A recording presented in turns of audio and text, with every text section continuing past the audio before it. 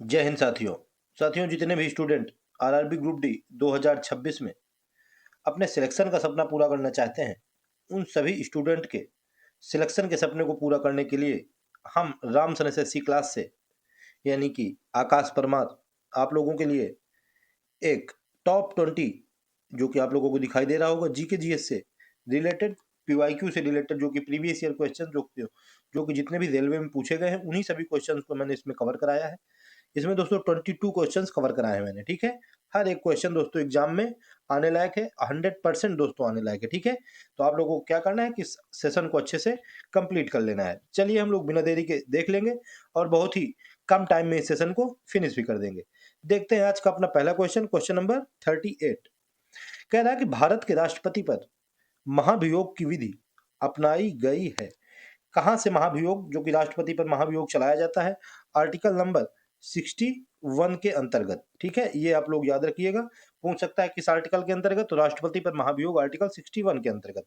अगर राष्ट्रपति को किसी दुर्व्यवहार में यानी कि मतलब किसी गलत काम में करते हुए पकड़ा जाए तो राष्ट्रपति को क्या है कि आर्टिकल 61 के अंतर्गत महाभियोग के द्वारा हटाया जा सकता है अपने पद से। तो ये कह रहा है कि किस देश से लिया गया है? ऑप्शन नंबर ए यूएसए के संविधान से लिया गया है। यही बिल्कुल राइट आंसर हो जाएगा। अब आगे जाने की दोस्तों कोई जरूरत नहीं है, ठीक है। यूएसए यानी कि United state of America, America के संविधान से लिया गया है राष्ट्रपति पर महाभियोग अपनाने की विधि, आर्टिकल नंबर 61 के अंतर्गत।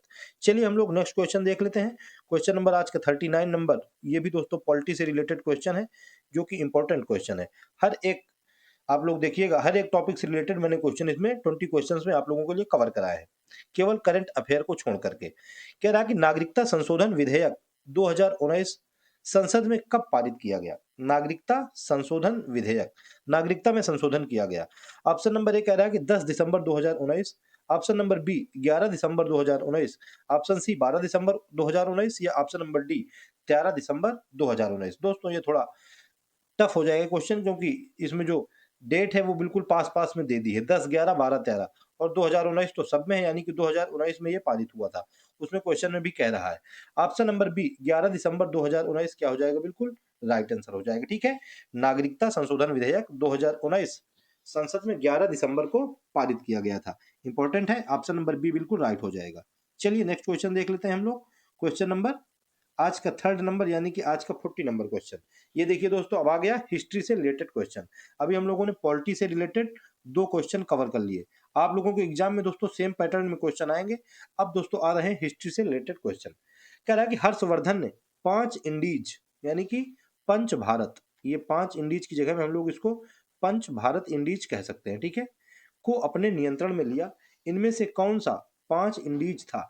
भारत के 5 क्षेत्रों को हर्षवर्धन ने अपने नियंत्रण में ले लिया था। अब हमसे पूछ रहा है कि वो कौन कौन से 5 क्षेत्र थे। ऑप्शन ए दिया है पंजाब, कन्नौज, बंगाल, बिहार और जयपुर। ऑप्शन बी दिया है पंजाब, कन्नौज, बंगाल, बिहार और उड़ीसा। यही बिल्कुल करेक्ट आंसर हो जाएगा। ऑप्शन नंबर बी बिल्कुल राइट आंसर हो जाएगा, ठीक है। पंजाब को, कन्नौज को, बंगाल को, बिहार को और उड़ीसा को हर्षवर्धन ने पंच भारत के रूप में अपने नियंत्रण में ले लिया था, ठीक है। इंपॉर्टेंट है, बिल्कुल राइट, इंपॉर्टेंट है, कन्नौज से रिलेटेड है हर्षवर्धन। चलिए हम लोग नेक्स्ट क्वेश्चन देख लेते हैं। Question number 41। 41 नंबर क्वेश्चन कर रहा है कि तालीकोटा का युद्ध लड़ा गया था। तालीकोटा का युद्ध कब लड़ा गया था? तो दोस्तों सबसे पहले तो तालीकोटा का युद्ध जो है वो जनवरी 1565 ईस्वी को लड़ा गया था। किसके बीच लड़ा गया था? यह विजयनगर साम्राज्य और बीजापुर एक साथ में थे। अहमदनगर और गोलकुंडा इनकी संयुक्त सेनाओं के बीच में लड़ा गया था। ऑप्शन नंबर सी बिल्कुल राइट आंसर हो जाएगा, ठीक है। मैं दोस्तों डायरेक्ट आप लोगों को आंसर बताऊंगा, आप लोग इनको याद करते जाइए, क्योंकि हम लोगों को कम समय में यानी कि 10 मिनट के अंदर अंदर ये 20 क्वेश्चन फिनिश करने हैं, ठीक है। ये प्रीवियस ईयर के क्वेश्चन है, पुराने प्रीवियस मतलब पूछे गए वर्षों में। अभी अभी जो मतलब हुए रेलवे के एग्जाम, उनमें ये भी क्वेश्चन आए हैं, उन्हीं से मैंने ये सब आप लोगों के लिए लेके रखे हैं। तो आप लोग इनको डायरेक्ट याद कर लीजिए, आप लोगों के एग्जाम में 100% संभावना रखते हैं ये पूछे जाने की। चलिए हम लोग नेक्स्ट क्वेश्चन देख लेते हैं। Question number 42।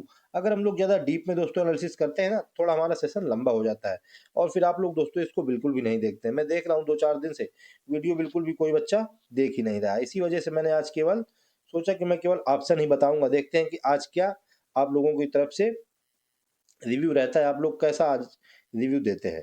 कह रहा है कि सर्वेंट्स ऑफ इंडिया सोसाइटी का संस्थापक कौन था? तो ये दोस्तों गोपाल कृष्ण गोखले थे। ऑप्शन नंबर सी बिल्कुल राइट आंसर हो जाएगा। ठीक है, 1905 ईस्वी में पुणे में दोस्तों इन्होंने सर्वेंट ऑफ इंडिया सोसाइटी की स्थापना की थी, गोपाल कृष्ण गोखले ने। ठीक है, याद रखिएगा। चलिए नेक्स्ट देखते हैं क्वेश्चन।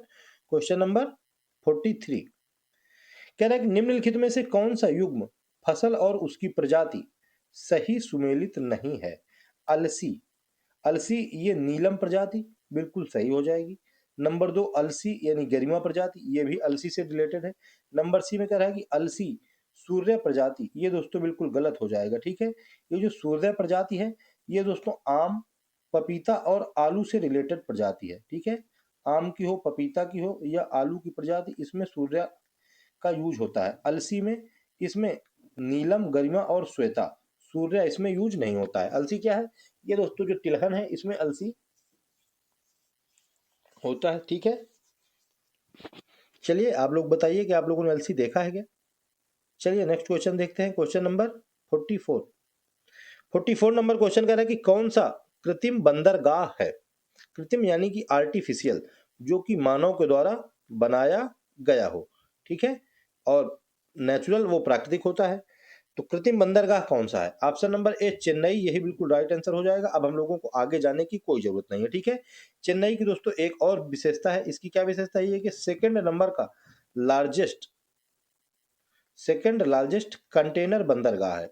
जो कंटेनर जिसमें कि सामान जाता है ना, उसका पोर्ट सेकंड नंबर का है, सबसे बड़ा। ठीक है, फर्स्ट नंबर में कौन सा आता है, फर्स्ट नंबर में आता है मुंबई। ऑप्शन नंबर मतलब ऑप्शन तो ए नंबर सही है, लेकिन मुंबई आता है फर्स्ट नंबर में, जो कि लार्जेस्ट कंटेनर बंदरगाह है मुंबई में, जवाहर पोर्ट। ठीक है, ये भी याद रखिएगा, इंपॉर्टेंट है। चलिए नेक्स्ट देखते हैं क्वेश्चन। क्वेश्चन नंबर 45 आ गया दोस्तों, जियोग्राफी से रिलेटेड क्वेश्चन। कह रहा है कि सौर मंडल की उत्पत्ति से संबंधित इनमें से कौन सा सिद्धांत सही है। बताइए दोस्तों, इंपॉर्टेंट है, सौर मंडल की उत्पत्ति बताए गए हैं सिद्धांत, इसमें से कौन सा एक सिद्धांत सही है। नंबर ए में कह रहा है कि नेबुलर परिकल्पना, जो कि आर्किमिडीज ने दी है। नंबर डी में कह रहा है कि ज्वारीय हाइपोथेसिस, जेम्स जीन्स और हेरोल्ड जेफरी ने दिया है।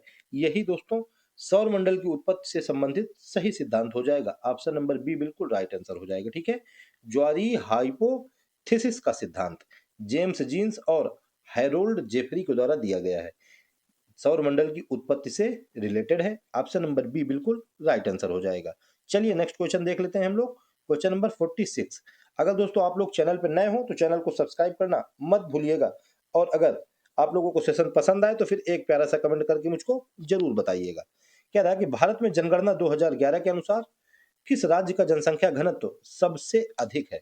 जनसंख्या घनत्व से आ गया population density, Bihar. Option number C बिल्कुल राइट आंसर हो जाएगा। ठीक है, बिहार, इसका जनसंख्या घनत्व 1106 व्यक्ति प्रति वर्ग किलोमीटर, प्रति किलोमीटर स्क्वायर। ठीक है, ये हो जाएगा बिहार का। और सबसे कम, अभी सबसे ज्यादा पूछा है, अगर हम लोगों से पूछ लेता कि सबसे कम जनसंख्या घनत्व तो कहाँ का है, तो वो दोस्तों अरुणाचल प्रदेश का है। ठीक है, कहाँ का है, अरुणाचल प्रदेश का। कितना है उसका, है दोस्तों मात्र 17 यानी कि 17। ठीक है, उत्तर प्रदेश ऑप्शन में दिया हुआ, ये सबसे ज्यादा जनसंख्या वाला राज्य है, यानी कि पॉपुलेशन वाला राज्य है। ठीक है ना।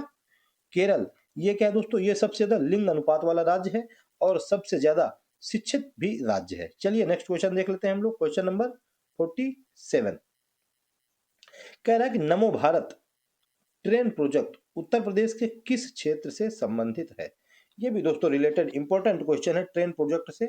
नमो भारत ट्रेन प्रोजेक्ट उत्तर प्रदेश के किस क्षेत्र से संबंधित है। तो दोस्तों option number A Delhi Meerut RRTS corridor इससे संबंधित है, बिल्कुल इंपॉर्टेंट हो जाएगा। हम लोगों से पूछ सकता है कि बताइए ये आरआरटीएस जो लिखा हुआ है, इस आरआरटीएस का फुल फॉर्म क्या होता है। इसका फुल फॉर्म होता है रीजनल रैपिड ट्रांजिट सिस्टम। क्या होता है, रीजनल यानी कि किसी क्षेत्र में, रैपिड आप लोगों ने सुना होगा रैपिड फायर, बहुत ही तेज चलने वाला, ट्रांजिट सिस्टम इधर से उधर ट्रांजिट करने वाला सिस्टम, ये है आरआरटीएस कॉरिडोर। ठीक है, ये क्या होता है कि दिल्ली के एनसीआर के पास के क्षेत्र, और उनको क्या होता है बहुत जल्दी से एक क्षेत्र से दूसरे क्षेत्र में पहुंचाने वाली नमो भारत ट्रेन प्रोजेक्ट, इसका उद्घाटन गाजियाबाद के साहिबाबाद स्टेशन से किया गया। ठीक है, दिल्ली मेरठ आरआरटीएस कॉरिडोर से संबंधित है, नमो भारत ट्रेन प्रोजेक्ट। चलिए नेक्स्ट क्वेश्चन देख लेते हैं। क्वेश्चन आज का 48 नंबर, यानी कि 38 से हम लोगों ने शुरुआत किया था, अब हम लोग आ गए 48 नंबर क्वेश्चन पर, यानी कि 11 नंबर का क्वेश्चन आ गया। कह रहा है कि राष्ट्रीय बहुआयामी गरीबी सूचकांक 2023 के अनुसार निम्नलिखित में से किस राज्य में सबसे तेजी से गरीबी में गिरावट आई है, यानी कि सबसे तेजी से गरीबी क्या हुई है, कम हुई है, किस राज्य की। इकोनॉमिक्स से रिलेटेड दोस्तों क्वेश्चन आ गया। मैंने बताया हर एक टॉपिक से हम लोगों ने दो दो क्वेश्चन, आप लोगों के लिए तीन तीन क्वेश्चन लिए हुए हैं। बताइए दोस्तों किस राज्य में सबसे कम मतलब सबसे तेजी से गरीबी में गिरावट आई है। उत्तर प्रदेश में दोस्तों ऑप्शन नंबर डी क्या हो जाएगा, बिल्कुल राइट आंसर हो जाएगा। ठीक है, ये तो दोस्तों उत्तर प्रदेश वालों के लिए क्या है कि बहुत ही खुशी की बात है। जैसे इन लोगों की पॉपुलेशन बढ़ी है मतलब तेजी से, वैसे ही तेजी से इन लोगों ने गरीबी में यानी कि पुअरनेस में भी गिरावट ले आए हैं। ठीक है, पॉपुलेशन में तो बढ़ोतरी की है लेकिन गरीबी में गिरावट ले आए हैं। बहुत ही बढ़िया उत्तर प्रदेश वालों, ऑप्शन नंबर डी क्या हो जाएगी, बिल्कुल राइट आंसर हो जाएगा। ठीक है, उत्तर प्रदेश वालों को भाई धन्यवाद देना चाहिए। चलिए नेक्स्ट देखते हैं क्वेश्चन। क्वेश्चन 49 उत्तर प्रदेश वालों से फिर से एक रिलेटेड क्वेश्चन आ गया। कह रहा है कि उत्तर प्रदेश के किस जिले को चाकुओं का शहर कहा जाता है, किस जिले को चाकुओं का शहर। ऐसा लग रहा है जैसे कि वहां पे चाकू चलते हो, नहीं दोस्तों ये चाकू उद्योग के बारे में बात कर रहा है। ठीक है, उद्योग इकोनॉमी के किस क्षेत्र में आता है, वो दोस्तों सेकंड नंबर के क्षेत्र में यानी कि द्वितीय क्षेत्र में आता है। ठीक है, उद्योग धंधे फर्स्ट नंबर में नेचुरली और थर्ड नंबर में सेवा क्षेत्र। चाकुओं का शहर कहा जाता है रामपुर को, ऑप्शन नंबर बी बिल्कुल राइट आंसर हो जाएगा। ठीक है, चाकुओं का शहर या चाकू उद्योग के लिए फेमस शहर रामपुर। ऑप्शन दिया हुआ है अलीगढ़, आप लोगों ने सुना होगा अलीगढ़ वाला ताला यानी कि ताला उद्योग, इसके लिए फेमस है। कौन सा, अलीगढ़। अलीगढ़ में अलीगढ़ मुस्लिम यूनिवर्सिटी भी है, लेकिन ताला उद्योग के लिए फेमस है अलीगढ़ वाला। लेके आएंगे हम एक ताला। ठीक है, और जो ज्यादा बोलेगा उसी के मुंह में डाल देंगे। चलिए नेक्स्ट क्वेश्चन देखते हैं। क्वेश्चन नंबर 50 कह रहा है कि डॉक्टर पीसी महालनोबिस को खाली स्थान कहा जाता है। पीसी महालनोबिस यानी कि पीसी, पीसी से प्रियंका चोपड़ा हम लोगों ने सुना है, आप लोगों ने सुना होगा बॉलीवुड में, लेकिन ये है प्रशांत चंद्र। कौन है, प्रशांत चंद्र। और महालनोबिस तो लगा हुआ है। ये दोस्तों भारतीय सांख्यिकी के जनक थे, ऑप्शन नंबर बी बिल्कुल राइट आंसर हो जाएगा। ठीक है, इन्हीं की पुण्यतिथि में 29 जून को क्या है कि भारतीय सांख्यिकी दिवस मनाया जाता है। और दोस्तों इनसे एक रिलेटेड इंपॉर्टेंट वाला बहुत ही क्वेश्चन है, वो ये है कि जो सेकंड 5 ईयर प्लान था, सेकंड 5 ईयर प्लान मतलब दूसरी पंचवर्षीय योजना, ये इन्हीं की मॉडल पर आधारित थी, पीसी महालनोबिस मॉडल पर। ये भी हम लोगों से पूछता है। और पीसी महालनोबिस ये भारतीय सांख्यिकी के जनक थे। ठीक है, अब आप लोग मुझको कमेंट करके बताइए कि हरित क्रांति के जनक कौन थे। चलिए हम लोग नेक्स्ट क्वेश्चन की तरफ चलते हैं। क्वेश्चन नंबर 51 की तरफ आ गया दोस्तों, साइंस से रिलेटेड क्वेश्चन। साइंस दोस्तों 25 क्वेश्चन पूछे जाने हैं वैसे भी रेलवे ग्रुप डी में, लेकिन जीके में भी आप लोगों से 2 क्वेश्चन तो जरूर से जरूर या 2 या 3 क्वेश्चन पूछेगा, यानी कि 25 जो अलग से आएंगे और 3 ये 28 क्वेश्चन लगभग आप लोगों को साइंस के देखने को मिलेंगे। कह रहा है कि किस विटामिन की कमी के कारण बांझपन, बांझपन क्या होता है, जिसके बच्चा नहीं होता, या जनन क्षमता में कमी, जिस माता के बच्चा नहीं होता है। कह रहा है कि बताइए किस विटामिन की कमी के कारण होता है। Option A vitamin A, option number B vitamin K, option number C vitamin E, या option number D vitamin B12। दोस्तों option number C vitamin E क्या हो जाएगा, बिल्कुल राइट आंसर हो जाएगा। ठीक है, विटामिन ई, इसको दोस्तों ब्यूटी विटामिन भी कहा जाता है। कौन सा, सौंदर्य विटामिन यानी कि ब्यूटी विटामिन। और जो ये विटामिन ई है इसको एंटी स्टेरिलिटी विटामिन भी कहा जाता है। कौन सा, एंटी, मैं लिख देता हूं यहाँ पे स्टेरिलिटी, स्टेरिलिटी विटामिन, ये भी आप लोग डायरेक्ट याद रखिएगा। डायरेक्ट क्वेश्चन पूछता है कि एंटी स्टेरिलिटी विटामिन किसे कहते हैं, विटामिन ई को। पूछता है विटामिन मतलब ब्यूटी विटामिन किसे कहते हैं, विटामिन ई को। और ये तो आप लोगों ने क्वेश्चन देख ही लिया, बांझपन या जनन क्षमता में कमी विटामिन ई के कारण होती है। चलिए नेक्स्ट क्वेश्चन देखते हैं। क्वेश्चन नंबर 52 फिर से आ गया फिजिक्स से रिलेटेड क्वेश्चन, अभी साइंस बायो से, अब साइंस फिजिक्स से। कह रहा है कि लेंस की क्षमता का मात्रक यानी कि यूनिट क्या होता है। जैसे कि एरिया, एरिया का यूनिट होता है मीटर स्क्वायर, इसी प्रकार क्षमता, पावर, इसका लेंस की क्षमता हमसे पूछ रहा है, बताइए इसका मात्रक क्या होता है। तो लेंस की क्षमता का मात्रक होता है डायोप्टर, ऑप्शन सी बिल्कुल राइट आंसर हो जाएगा। ठीक है, लेंस की क्षमता P बराबर होता है 1/f, यही फोकल डिस्टेंस, फोकल लेंस। ठीक है, जो उत्तल लेंस क्या होता है, उत्तल, दो लेंस होते हैं ना, उत्तल लेंस और अवतल लेंस।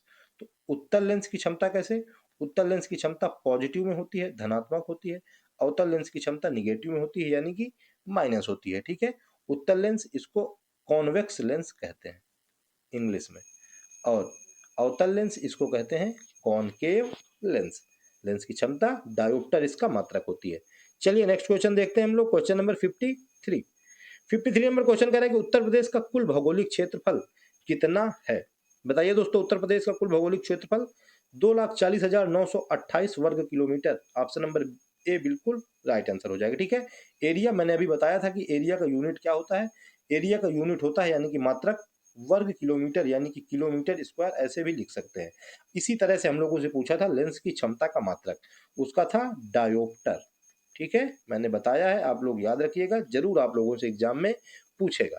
चलिए नेक्स्ट क्वेश्चन देखते हैं हम लोग, क्वेश्चन नंबर 54 कह रहा है कि उत्तर प्रदेश के कितने जिले नेपाल की सीमा को स्पर्श करते हैं। उत्तर प्रदेश स्पेशल चल रहा है लगता है, ऐसे उत्तर प्रदेश के क्वेश्चन आते हुए चले जा रहे हैं। कह रहा है कि option A 5, option B 6, option C 7 या option D 8। Option number C बिल्कुल करेक्ट हो जाएगा, 7 जिले नेपाल की सीमा को स्पर्श करते हैं। कौन कौन से बताने की जरूरत नहीं है, बस आप लोग इतने याद रखिए कि 7 जिले हैं। ठीक है, चलिए नेक्स्ट क्वेश्चन देखते हैं, क्वेश्चन नंबर 55। ये दोस्तों आ गया आज के जमाने का क्वेश्चन, यानी कि कंप्यूटर यानी कि सोशल मीडिया से रिलेटेड क्वेश्चन।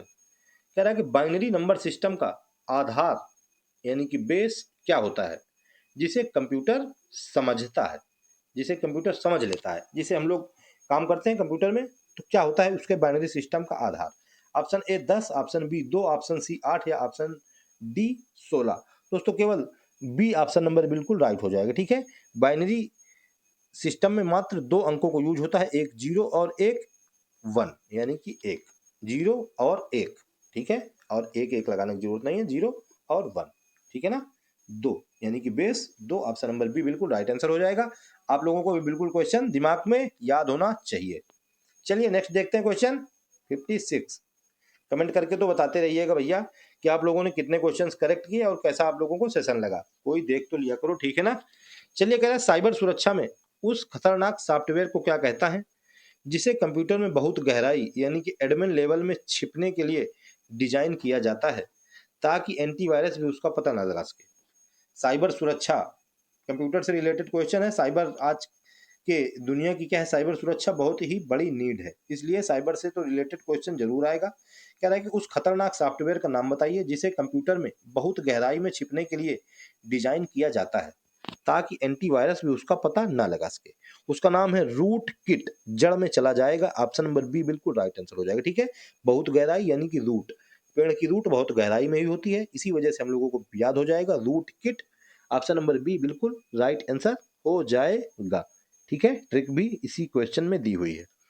क्वेश्चन नंबर आ गए 57 में। कह रहा है कि दुनिया भर में मानवाधिकारों के हनन की जांच करने और रिपोर्ट प्रकाशित करने वाले प्रसिद्ध अंतरराष्ट्रीय गैर सरकारी संगठन ह्यूमन राइट्स वॉच, HRW, गैर सरकारी संगठन है दोस्तों, वो भी इंटरनेशनल। इंटरनेशनल जीके से रिलेटेड क्वेश्चन है, ये भी आप लोगों के एग्जाम में जरूर आएगा। का मुख्यालय कहां पर कह रहा है बताइए स्थित है। इसका मुख्यालय दोस्तों न्यूयॉर्क में स्थित है। ऑप्शन सी बिल्कुल राइट आंसर हो जाएगा। ठीक है, 1978 में इसकी स्थापना की गई थी। ये क्या है कि ह्यूमन राइट वॉच है, जो मानव अधिकार है, घड़ी, मानव अधिकारों का जो हनन करता है, घड़ी के रूप में ये देखता रहता है कि मानव अधिकारों को कहीं पर हनन तो नहीं हो रहा है। ठीक है, ऑप्शन सी बिल्कुल राइट हो जाएगा, क्योंकि ये मानव अधिकारों की घड़ी है, तो इंपॉर्टेंट क्वेश्चन है, क्योंकि हम भी मानव ही हैं। ठीक है, हमारे लिए ही ये घड़ी लगाई गई है अमेरिका में। क्वेश्चन नंबर 58 कह रहा है कि जब ड्रग कार्टेल यानी कि नशीले पदार्थों के तस्कर और आतंकवादी संगठन एक दूसरे की मदद करते हैं और ड्रग्स के पैसे का इस्तेमाल आतंकी गतिविधियों के लिए किया जाता है, तो इस गठजोड़ को क्या कहा जाता है। ठीक है, ड्रग कार्टेल प्लस आतंकवादी संगठन, इसको क्या कहा जाता है? इसको कहा जाता है नार्को टेररिज्म। ऑप्शन बी बिल्कुल राइट आंसर हो जाएगा। नार्को ये आ गया नशीले पदार्थ से और टेररिज्म ये आ गया आतंकवादी से। तो नार्को टेररिज्म ऑप्शन बी बिल्कुल राइट आंसर हो जाएगा। ठीक है, चलिए नेक्स्ट देखते हैं क्वेश्चन। क्वेश्चन नंबर 59 यानी कि आज का सेकंड लास्ट क्वेश्चन कह रहा है कि ट्विच नामक लोकप्रिय सोशल मीडिया और लाइव स्ट्रीमिंग प्लेटफॉर्म मुख्य रूप से किस समुदाय के बीच सबसे ज्यादा उपयोग किया जाता है? बहुत ही इंपॉर्टेंट क्वेश्चन है। ट्विच नामक लोकप्रिय सोशल मीडिया और लाइव स्ट्रीमिंग प्लेटफॉर्म कह रहा है कि किस समुदाय के बीच सबसे ज्यादा इसको उपयोग किया जाता है? इसको दोस्तों वीडियो गेमर्स और ई स्पोर्ट के बीच यूज किया जाता है। ऑप्शन सी बिल्कुल राइट आंसर हो जाएगा। ठीक है, ट्विच क्या है? ये लाइव स्ट्रीमिंग प्लेटफॉर्म, इसमें लाइव आप लोग स्ट्रीम कर सकते हैं। तो इसको वीडियो गेम खेलने वाले और ई स्पोर्ट वाले जितने होते हैं ये सभी इसका यूज सबसे ज्यादा करते हैं। सी नंबर ऑप्शन बिल्कुल राइट हो जाएगा। चलिए नेक्स्ट क्वेश्चन देखते हैं हम लोग। क्वेश्चन नंबर 60 आज का लास्ट क्वेश्चन कह रहा है कि उत्तर प्रदेश के वाराणसी में बनारस हिंदू विश्वविद्यालय यानी कि BHU परिसर के भीतर स्थित कौन सा प्रसिद्ध संग्रहालय प्राचीन लघु चित्रों और पुरातात्विक कलाकृतियों के लिए विख्यात है? ठीक है ना, किसके लिए? प्राचीन लघु चित्रों के लिए, मिनिएचर पेंटिंग्स और पुरातात्विक कलाकृतियों के लिए। इसका नाम है दोस्तों लोक कला संग्रहालय, सॉरी भारत कला भवन। ऑप्शन ए बिल्कुल राइट आंसर हो जाएगा। ठीक है, 1920 ईस्वी में इसकी स्थापना की गई थी राय कृष्ण दास के द्वारा। इसके द्वारा राय कृष्ण दास 1920 ईस्वी में भारत कला भवन। ए नंबर ऑप्शन बिल्कुल राइट आंसर हो जाएगा। ठीक है, वाराणसी BHU बनारस हिंदू विश्वविद्यालय में स्थित है। भारत कला भवन 1920 में राय कृष्ण दास के द्वारा इसकी स्थापना की गई थी। तो ये थे आज के टॉप 20 क्वेश्चंस जो कि मुझको उम्मीद है कि आप लोगों को पसंद आए होंगे। तो आप लोग कमेंट करके मुझको जरा बताइए तो कि आप लोगों को मतलब ये सेशन आज का कैसा लगा? अच्छा लगा कि बस मैं ऐसे ही मतलब मेहनत करता रहा या शोर मचाता रहा? ठीक है, जरूर बताओ कमेंट करके। चलिए तो फिर आप लोग सेशन को देखिए, अच्छे से कवर करिए और फिर मिलते हैं नेक्स्ट सेशन में यानी कि कल मैथ के इंपॉर्टेंट सेशन के साथ। तब तक के लिए फिर जय हिंद, जय श्री राम।